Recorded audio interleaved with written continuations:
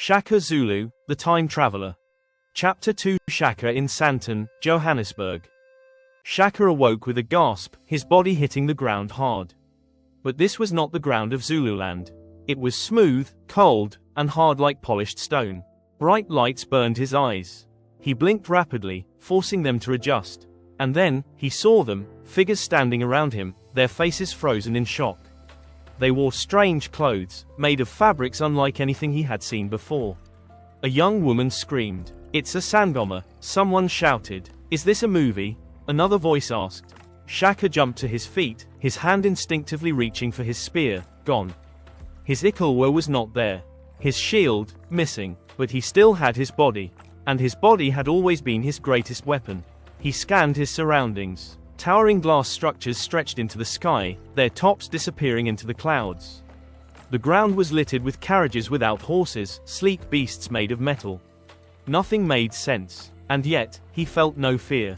He was the king of the Zulu. No force on earth could break him. Then, the noise. A high-pitched wailing sound filled the air. It was coming from a strange, flashing metal beast, speeding toward him. It screeched to a stop, and men wearing dark blue uniforms stepped out.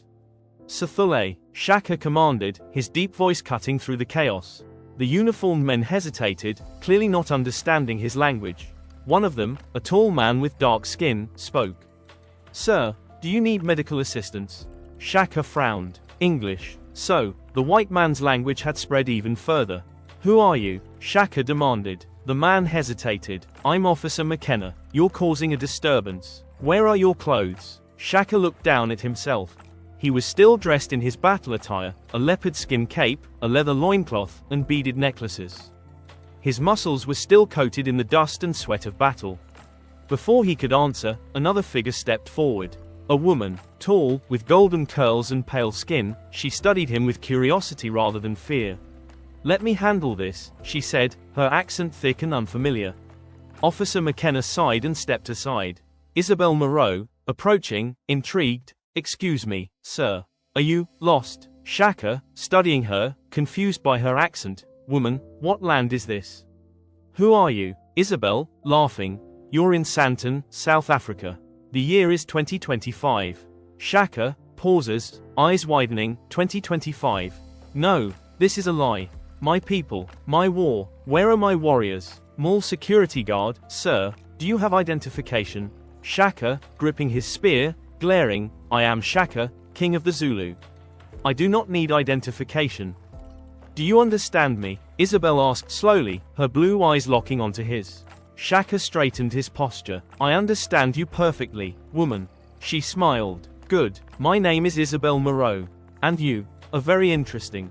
The police officer gave her a warning look. "Miss Moreau, do you know this man?" "I do now." She turned to Shaka. "You're coming with me." Shaka narrowed his eyes. No woman had ever commanded him before. But something about her intrigued him. And so, without another word, he followed her into the unknown.